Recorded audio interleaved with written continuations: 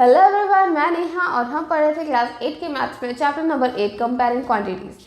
Last video में हमने देखा था एक्सरसाइज 8.1 और इस वीडियो में हम बात करेंगे सीपी, एसपी, प्रॉफिट और लॉस के बारे में। तो सबसे पहले हम लोग देखते हैं ये दो टर्म सीपी और एसपी। सीपी और एसपी, ठीक है। सीपी मतलब होता है कॉस्ट प्राइस और एसपी का मतलब होता है सेलिंग प्राइस।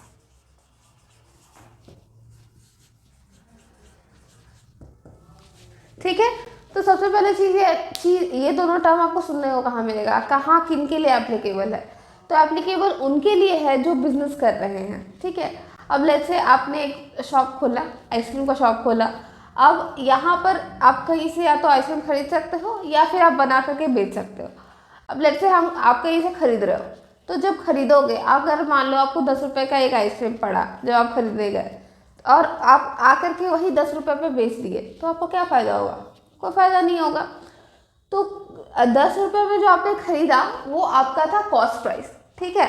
बट अब आपको प्रॉफिट करने के लिए उसको थोड़ा सा बढ़ा करके बेचना पड़ेगा, ठीक है। जैसे 10 रुपये पे आपने खरीदा और 12 रुपये पे आपने बेच दिया, ठीक है। तो 12 रुपये, ये 10 रुपये पे खरीदा, 12 पे बेच दिया, 2 रुपये का आपका नेट आपके पास रह गया। 2 रुपये तो रहा ना। 10 रुपये तो आपने 10 रुपये में आपने खरीदा था, 12 रुपये में आपने बेच दिया, ये डिफरेंस है 2 रुपये का, और ये 2 रुपये आपके पास रहा। तो 12 रुपये जो है ये आपका सेलिंग प्राइस का, ठीक है। इसी को हम लोग शॉर्ट में कॉस्ट प्राइस को हम लोग सीपी बोलते हैं, सेलिंग प्राइस को एसपी बोलते हैं। हिंदी में क्रय मूल्य, विक्रय मूल्य। खैर हिंदी हम लोग छोड़ के चलते हैं, हम लोग बस इतना देखते हैं कि सीपी और एसपी क्या चीज़ है। आपको समझ में आया होगा होपफुली कि सीपी क्या होता है, एसपी क्या होता है, ठीक है। अब प्रॉफिट कब होता है और लॉस कब होता है, किसके लिए प्रॉफिट है, किसके लिए लॉस है। अगर आपने खरीदा कम पे है और बेचा ज़्यादा पे है, ठीक है। आपको ये सीधे सीधे समझ में आ रहा होगा ना कि मैंने कुछ खरीदा, लेट्स से मैंने ये पेन खरीदा मैंने 5 का और मैंने किसी को दे दिया 10 का, तो मेरे पास पैसा एक्स्ट्रा आया। 5 रुपये मैंने खरीदा था, 10 रुपये में बेच दिया, मेरे पास कुछ रुपीज़ एक्स्ट्रा आ गया, ठीक है। अब वो 10 रुपये आया था, उस 10 रुपये से तो हम ऐसा 2 पेन खरीद सकते हैं ना, और फिर वो 2 को हम फिर 10 रुपये में बेचेंगे 10-10 करके, तो फिर मेरे पास और पैसे आएंगे, उसका हम और पेन खरीदेंगे, फिर और बेचेंगे, इस तरह से करके ये बिजनेस चलता है। तो आपको कभी भी अगर एसपी सेलिंग प्राइस ज़्यादा होता है कॉस्ट प्राइस से, अगर आपका सेलिंग प्राइस ज़्यादा हो रहा है कॉस्ट प्राइस से, ठीक है, ये ज़्यादा है, ये वाला आप जिस पे बेच रहे हो वो ज़्यादा है, जिस पे खरीद रहे हो, तो आपको मिलेगा प्रॉफिट। ये सबसे सिंपल टर्म है, ये सबसे सिंपल टर्म्स में है, ठीक है। मतलब अभी हम लोग कुछ भी कॉम्प्लिकेशन ऐड नहीं किए हैं। तो सबसे सिंपल तरीका यही है कि अगर सेलिंग प्राइस ज़्यादा है कॉस्ट प्राइस से, तो हमें प्रॉफिट मिलेगा। अगर हमारा किसी कारण से सीपी ज़्यादा हो गया एसपी से, तो हमें लॉस उठाना पड़ेगा, ठीक है। जैसे कि मैं निकली इस पेन को बेचने के लिए, 5 रुपये में मैंने खरीदा था। अब हम घूम रहे मेरा पेन नहीं बिक रहा है। अब ऐसा हुआ कि एक इंसान आके बोला कि मुझे 10 का नहीं, मुझे 4 का दो, और वो जिद पे अड़ गया कि 4 का दो। अब मुझे और कोई ऑप्शन दिखा नहीं, दिन भर में मेरा एक भी पेन नहीं बेचा है और मुझे नहीं खरीदने का कोई उम्मीद नहीं है, तो मैं क्या करूँगी? अच्छा ठीक है, ले जाओ। तो अगर मैंने 5 रुपये का पेन जो खरीदा था उसको 4 रुपये में मैंने बेच दिया, तो मेरा तो सेलिंग प्राइस कम हो गया, कॉस्ट प्राइस से सेलिंग प्राइस कम हो गया ना। तो इस केस में मुझे हुआ लॉस, ठीक है। तो प्रॉफिट होता है, लॉस होता है। प्रॉफिट कब होता है? जब एसपी ज़्यादा हो सीपी से, और लॉस कब होता है? जब सीपी ज़्यादा हो एसपी से, ठीक है। Profit loss. अब प्रॉफिट सिंपल सा तरीका है, प्रॉफिट कैसे निकालेंगे या लॉस कैसे निकालेंगे? जो ज़्यादा है उसमें से छोटे को माइनस कर दो। प्रॉफिट में एसपी ज़्यादा होता है तो एसपी में से सीपी को माइनस कर देते हैं, ठीक है। और लॉस में सीपी ज़्यादा होता है तो सीपी में से एसपी को माइनस कर देते हैं, ठीक है। कॉस्ट प्राइस में से सेलिंग प्राइस को माइनस कर दो, लॉस आ जाएगा।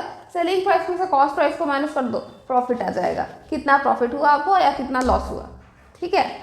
अब हमने पिछले क्लासेस में हमने परसेंटेज को पढ़ा था, तो हम अगर परसेंट निकालना चाहेंगे कितना परसेंट प्रॉफिट हुआ है, कितना परसेंट लॉस हुआ, तो कैसे निकालेंगे? तो देखो, कुछ भी प्रॉफिट परसेंट हो या लॉस परसेंट हो, आपको हमेशा कैलकुलेट करना है कॉस्ट प्राइस से। ठीक है, आपके लिए जो भी कॉस्ट प्राइस है उसी पे प्रॉफिट या लॉस परसेंट कैलकुलेट होता है। ठीक है, तो प्रॉफिट हो या लॉस हो आपको कैलकुलेट होना है सीपी पे। और हमने कहा परसेंट, हम बात कर रहे थे परसेंट हर 100 पर, तो हम लोग कंपेयर भी कर रहे हैं किससे, सीपी से कर रहे हैं और 100 से कंपेयर कर रहे हैं, मतलब सीपी को 100 के ऑलमोस्ट बराबर होना है। ठीक है, तो तरीका क्या निकाला था हमने, जिसको भी हम कंपेयर करते हैं उसको हम डिनोमिनेटर में रखते हैं। ठीक है, जैसे कि हम लोग अगर आप देखोगे पुराना वीडियो, अगर आपने देखा होगा तो हमने एक एग्जांपल लिया था टोटल फ्रूट्स का, तो टोटल फ्रूट्स को हम 100 से कंपेयर कर रहे थे, तो टोटल फ्रूट्स डिनोमिनेटर में था।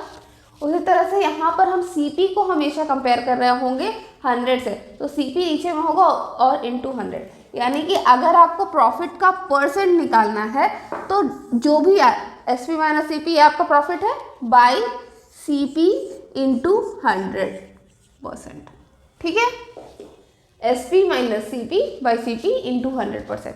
ठीक है, ये हो गया आपका प्रॉफिट परसेंट, इतना परसेंट प्रॉफिट हुआ है आपको। और ये इसी तरह से बाई सी पी इंटू 100। आपको हमेशा कुछ भी हो जाए आपको हमेशा सी पी को कंपेयर करना है 100 से। ठीक है, प्रॉफिट परसेंट निकले, लॉस परसेंट निकले, कोई भी सिनेरियो हो आप हमेशा कंपेयर करोगे सी पी से। ठीक है, अब इस पर हम लोग एक कॉम्प्लिकेशन आते हैं, छोटा सा कॉम्प्लिकेशन है। लेट्स से यही वाला एग्जांपल लेते हैं पेन का। मैं ये पेन चली बेचने के लिए, ठीक है, 5 रुपये मैंने खरीदा था, 10 रुपये में मैं बेच रही हूँ। अब इस जगह पे हम बेचने जा रहे हैं, वहाँ पर अगर आसपास के शॉप्स में यही पेन अगर 5 रुपये का अवेलेबल होगा तो क्या कोई मुझसे खरीदेगा 10 रुपये में? नहीं खरीदेगा।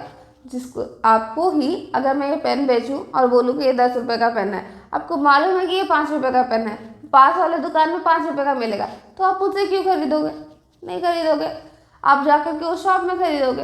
तो हमको ऑब्वियसली हमको जाना पड़ेगा किसी ऐसी जगह जहाँ पर इस पेन का दाम कम से कम मार्केट में 10 रुपये का होगा, तब कोई मुझसे जाकर के खरीदेगा, है ना। जिस जगह पर 10 रुपये का ये पेन बिकता होगा वहीं पर हम जाकर के बेचेंगे। अब एक जगह से मैंने खरीदा और जाके हम बेच रहे हैं दूसरी जगह पर, तो यहाँ से वहाँ जाने का चार्ज कर लगा होगा। ठीक है, कैरी करने के लिए एक बैग लगा होगा, तो कुछ सामान एक्स्ट्रा लगता है, कुछ चार्जेस एक्स्ट्रा लगता है। जैसे इस केस में ट्रांसपोर्टेशन और बैग का चार्जेस है, तो ऐसा जितना चार्जेस होता है जो कि एक्स्ट्रा लग जाता है आपका, ठीक है, इस पूरे प्रोसेस में, उसको हम लोग कहते हैं ओवरहेड चार्जेस। ठीक है, ओवरहेड चार्जेस।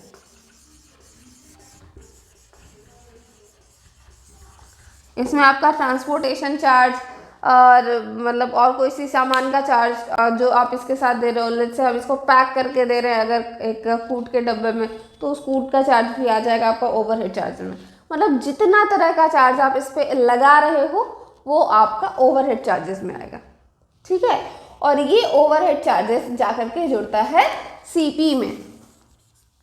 ठीक है, ओवरहेड चार्जेस जो जुड़ता है ये जाकर के सीपी में जुड़ता है, और सीपी में जुड़ने के बाद जो नया सीपी आएगा उसी से हम लोग कंपेयर करेंगे।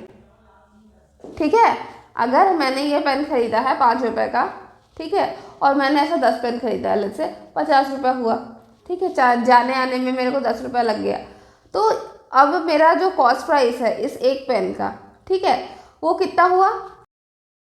पहले तो 5 का ये पेन है और 10 पेन खरीदा था मैंने, तो 5 × 10 ये हो गया 50, और 10 रुपये मेरा ट्रांसपोर्टेशन में चला गया यानी कि 60।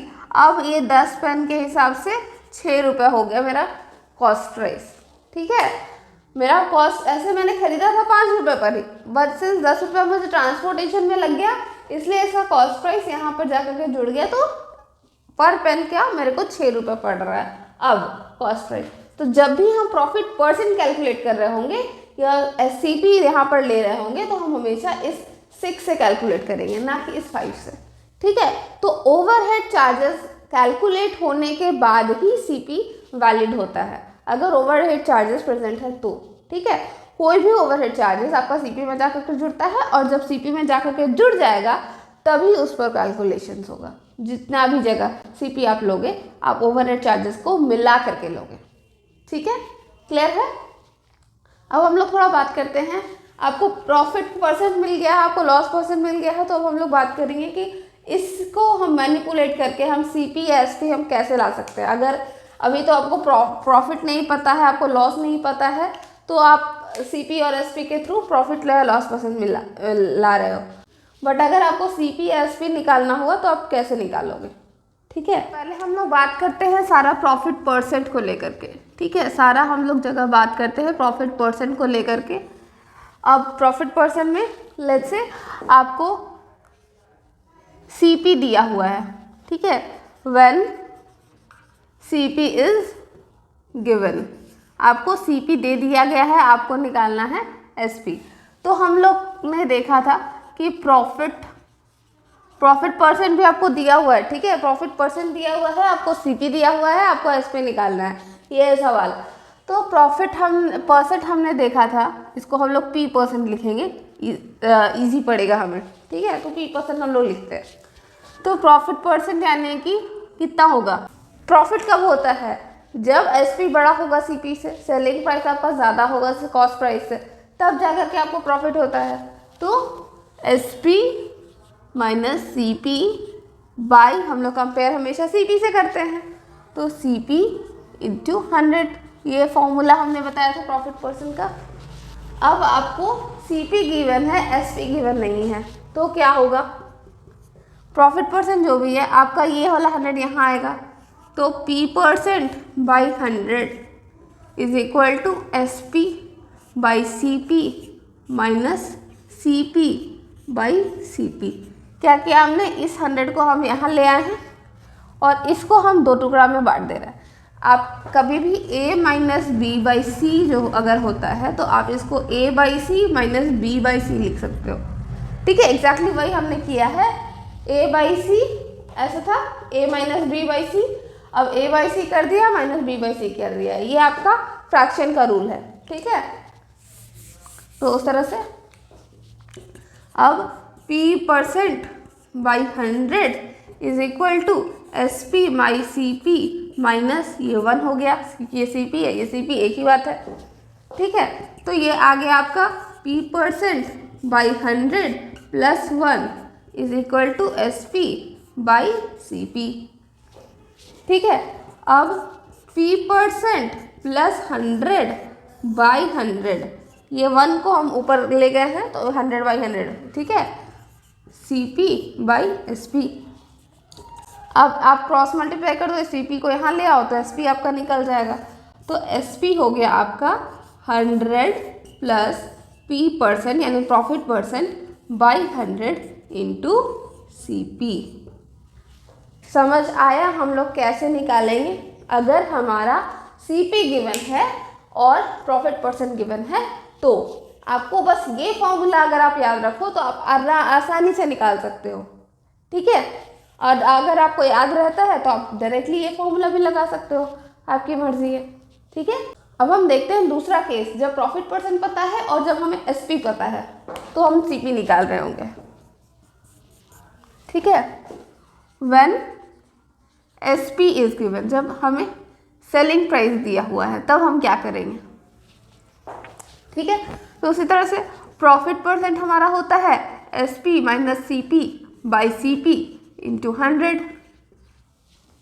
ठीक है, यानी कि P% by 100 is equal to SP minus CP by CP by CP।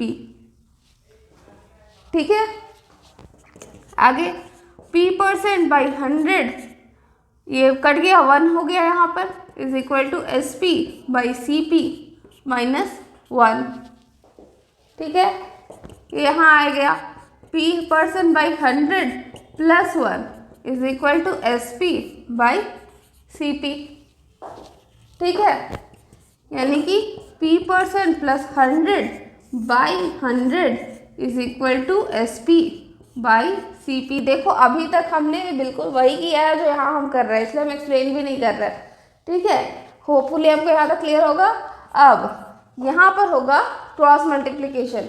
यहाँ पर हमें CP दिया हुआ था, SP नहीं पता था, तो हम SP को यहीं रख करके CP को इधर भेज दिए।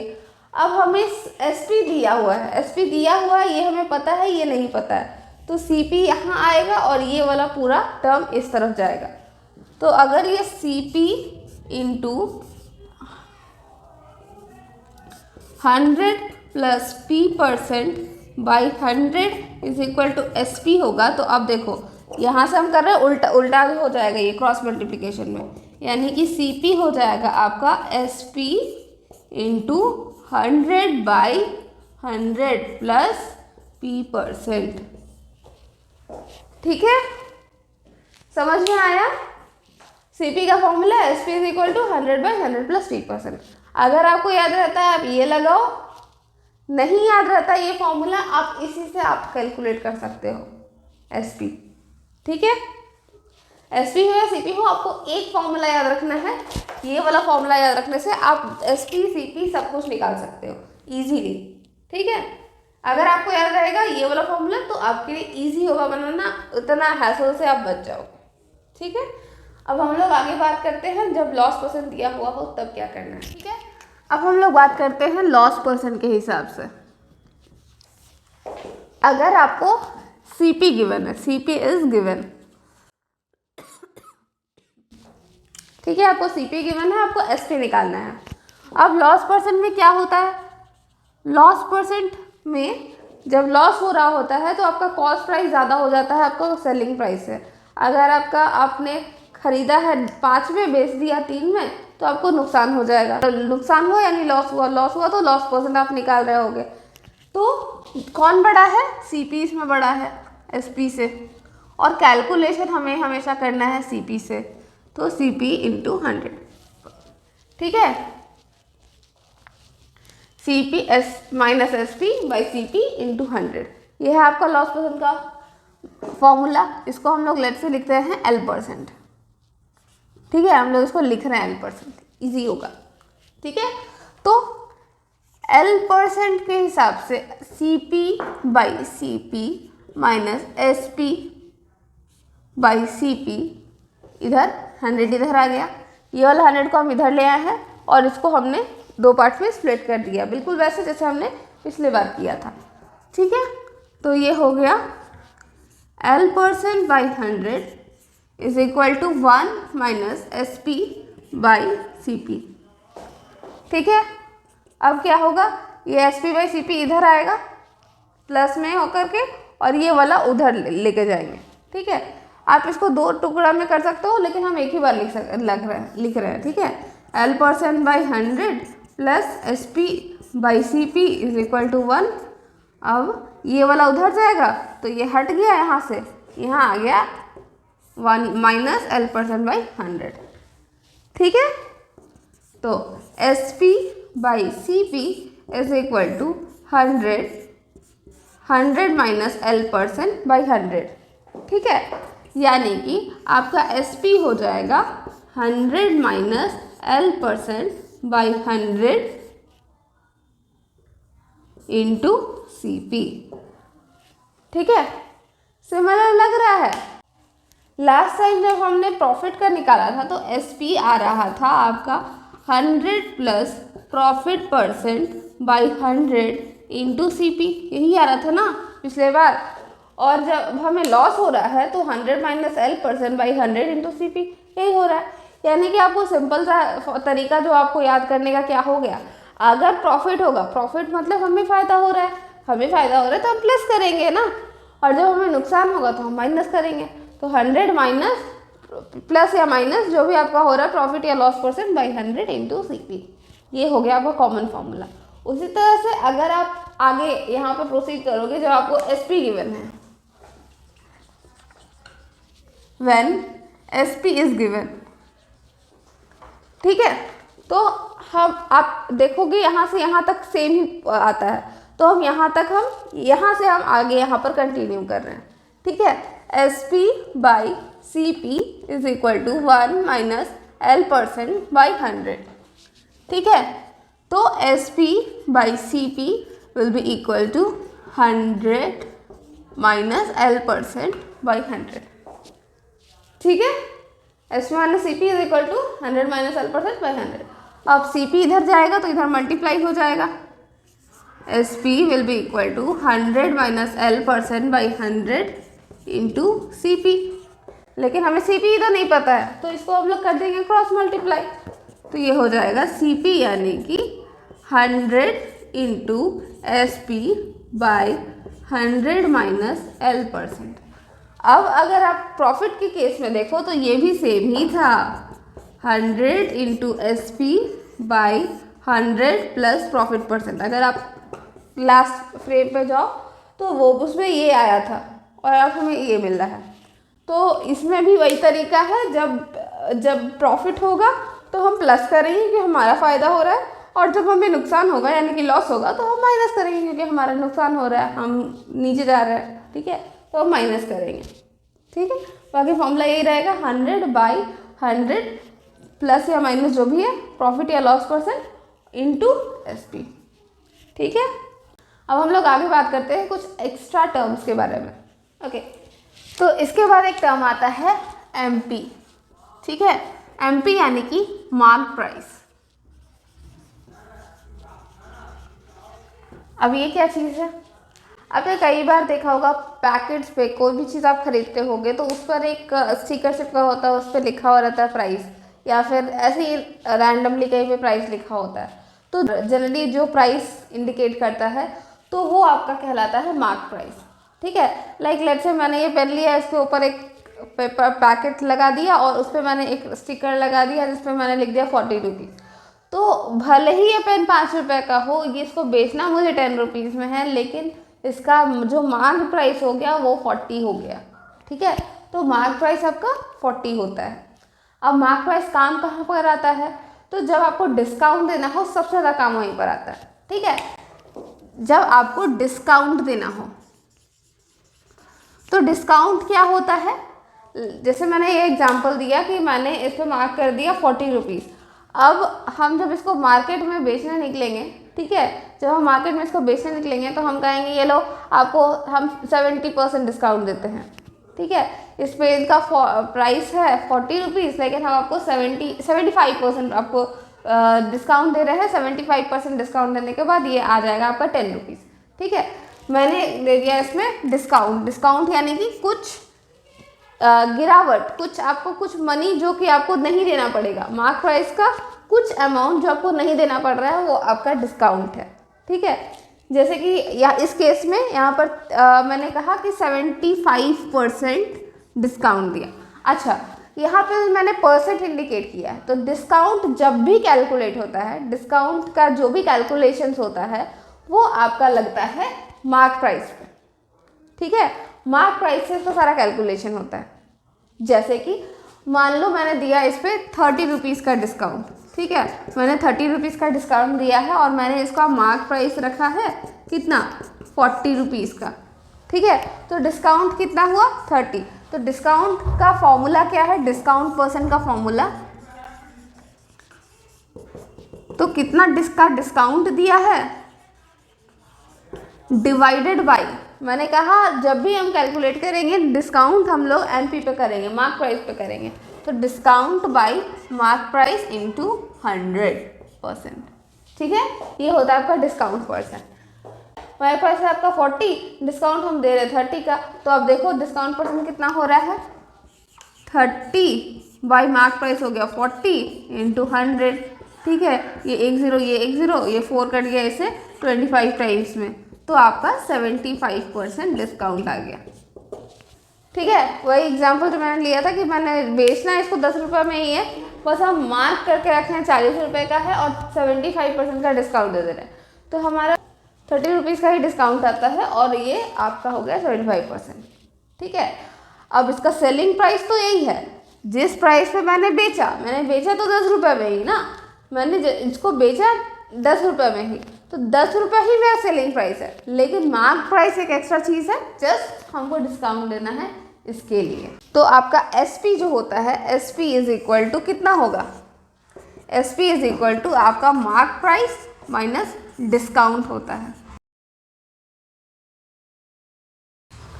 ठीक है, mark price minus discount is equal to SP. ठीक है, या फिर आप इस तरह से भी कह सकते हो कि डिस्काउंट जो होता है वो होता है mark price minus selling price, ये होता है आपका डिस्काउंट।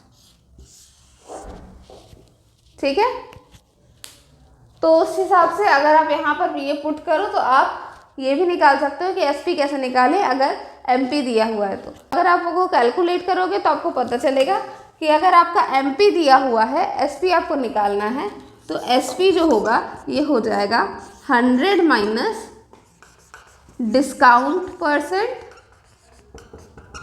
By 100 into MP.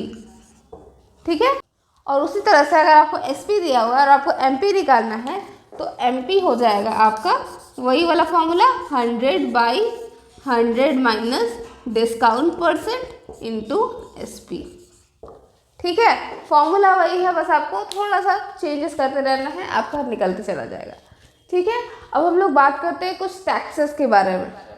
तो टैक्स आपका दो तरह का पहले लगा करता था, एक होता था सेल्स टैक्स, ठीक है, और दूसरा होता था वैल्यू एडेड टैक्स, यानी कि उसको शॉर्ट में हम लोग VAT बोलते थे, वैल्यू एडेड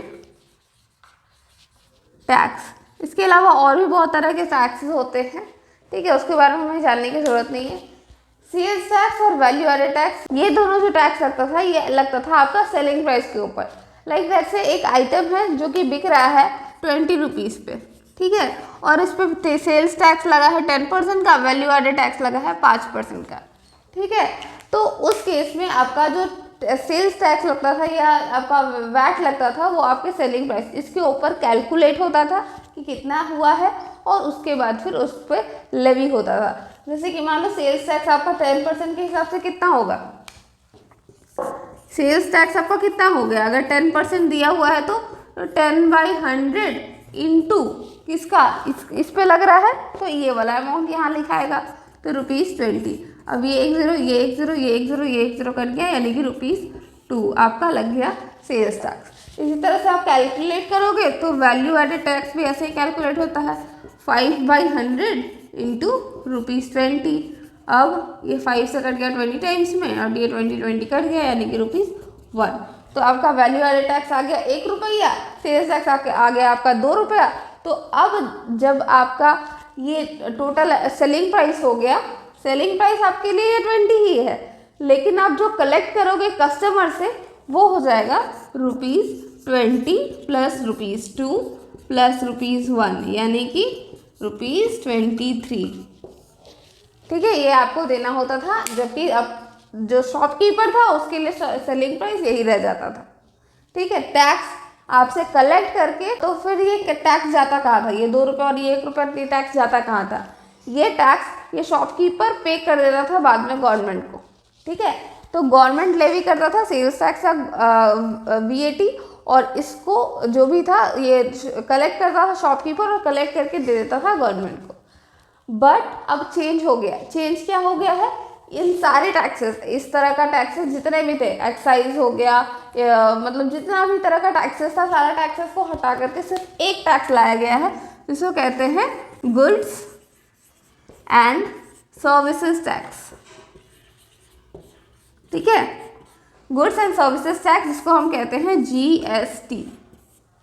ठीक है, गुड्स एंड सर्विसेज टैक्स ये अब लेवी हो रखा है, ये सब अब नहीं होता है, ये सब लेवी नहीं होता है। अच्छा, तो जितना भी अब टैक्स लगेगा वो आपको GST के फॉर्म में लगेगा, 5%, 10%, 0%, जितना भी लगे GST में लगेगा। ठीक है, अच्छा, अब एक चीज़ और, हमने बात किया MP का, हमने बात किया टैक्स का, अलग अलग तरह के टैक्सेस का। ठीक है, टैक्स लेवी होता है SP पे, ये भी हमने देखा। MRP क्या होता है, मार्क प्राइस से इसका क्या लेना देना है, मार्क प्राइस और MRP में सिर्फ R का ही तो अंतर है ना, MP और MRP में R का। तो MRP को हम लोग फुल फॉर्म में बोलते हैं मैक्सिमम रिटेल प्राइस, मतलब कि जो भी आपका रिटेलर, जो आपका आस पड़ोस में जो शॉपकीपर्स है वो आपको वो होते हैं रिटेलर्स। ठीक है, मतलब जो एकदम एंड पे जाकर के कस्टमर को देते हैं। ठीक है, अब इसका भी बहुत सारा लेवल्स है, वो आप पढ़ोगे इकोनॉमिक्स में, मैन्युफैक्चर पे जहाँ पर बिल्ड हो रहा है, फिर आपका आता है बीच में मीडिएटर्स आते हैं, बहुत सारे होलसेल शॉप्स हो गए, ये सब मीडिएटर्स होते हैं, और लास्ट में आपका पहुँचता है एकदम जो आपके बगल, आप निकलो और बगल वाले दुकान में जो मिल जाए, तो बगल वाला जो दुकान होता है जनरली वो रिटेलर होता है। ठीक है, तो रिटेलर तक आते आते उसका प्राइस बढ़ जाता है, क्योंकि जब मैन्युफैक्चरर ने इसको बनाया होगा, लेट्स से ये पेन बनाया होगा, तो इसका उनको ये बनाने में 2 रुपये पड़े होंगे। अब जब ये दूसरे दुकान के पास जाएगा तो वो सोचेगा कि हम भी कुछ कमाए, तो वो 3 रुपये 4 रुपये उसका कॉस्ट रखेगा। फिर हम 4 रुपये में फिर 4 रुपये से ये 5 रुपये जाएगा, 10 रुपये जाएगा, तो कितना तक जा सकता है उसका एक वैल्यू फिक्स्ड है। तो वो वैल्यू है MRP, ठीक है, मैक्सिमम रिटेल प्राइस, यानी कि इससे ज़्यादा इसका वैल्यू होना नहीं चाहिए। अगर कोई ले रहा है तो वो गलत कर रहा है, ठीक है। जैसे कि अगर इसका MRP लिखा हुआ 25, तो उस 25 से ज़्यादा आपसे कोई चार्ज नहीं कर सकता। अगर चार्ज कर रहा है तो आप उस पर क्लेम कर सकते हैं, ठीक है। ओके, MRP में क्या होता है, GST इंक्लूडेड रहता है, ठीक है। MRP पे आपको एक्स्ट्रा GST नहीं देना होता है। अगर कोई लगा रहा है तो वो गलत कर रहा है। MRP के बाद आपको GST भरना अलग से नहीं पड़ता है, जो भी होता है वो इसी में इंक्लूडेड होता है। तो अगर किसी का MRP आपको दिया हुआ है, ठीक है, तो उसमें आपका GST इंक्लूडेड होगा, ठीक है। कैलकुलेट कैसे करते हैं, कैलकुलेट ऐसे ही करते हैं, ठीक है। इसी से SP कितना हो जाएगा, SP हो जाएगा आपका 100 प्लस GST का % by 100 into let's say mark price, ठीक है। मार्क प्राइस पे हम दे रहे हैं तो मार्क प्राइस, ठीक है, तो ये हो जाएगा आपका सेलिंग प्राइस, ठीक है। MRP के केस में क्या होगा वो हम समझेंगे एग्जाम्पल से जब हम लोग सॉल्व करेंगे एक्सरसाइज 8.2, ठीक है। तो आज के वीडियो में बस इतना ही। आज हमने देखा profit loss, CP, SP, MP और इनसे रिलेटेड टर्म्स के बारे में। अगर आपको ये वीडियो पसंद आया तो इसे लाइक करें, कमेंट करें, अपने फ्रेंड्स के बीच में शेयर करें और हमारे चैनल को सब्सक्राइब करें। अगर आपको इसमें कोई डाउट रह गया तो आप वो भी कमेंट कर सकते हैं। मिलते हैं नेक्स्ट वीडियो में। Thank you.